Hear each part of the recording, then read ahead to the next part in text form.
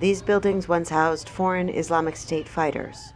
Now, families fleeing the battles in Idlib province are quickly filling up the apartments. It is the fastest exodus since Syria's civil war began 9 years ago. Once they arrive, families try to repair the buildings, saying they don't expect to go home anytime soon. We had to flee.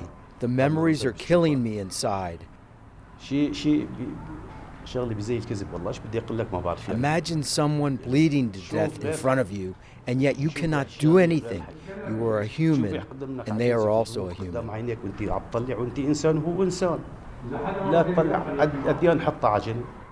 Many people say they traveled for hours, sometimes days, to get here to this relatively safe place.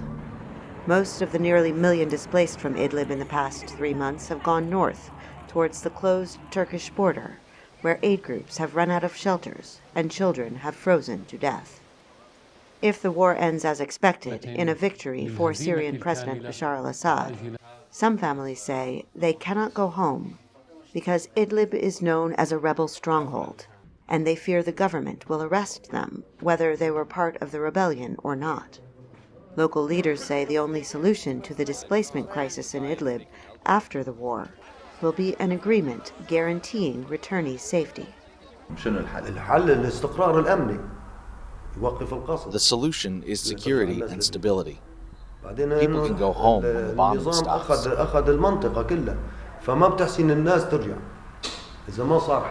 the government has taken our area, so people won't return without a safety agreement. No one dares to go back now.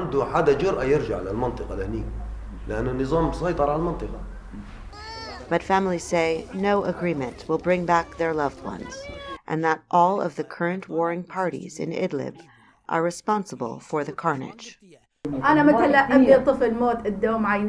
I saw my own son die in front of me and another one was injured. How can I possibly forget? What about my husband? I don't know where he is. What if I lose him as well? It's best to stay here.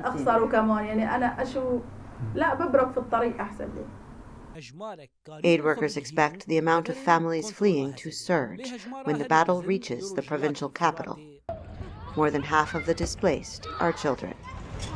Heather Murdock, VOA News, Raqqa, Syria.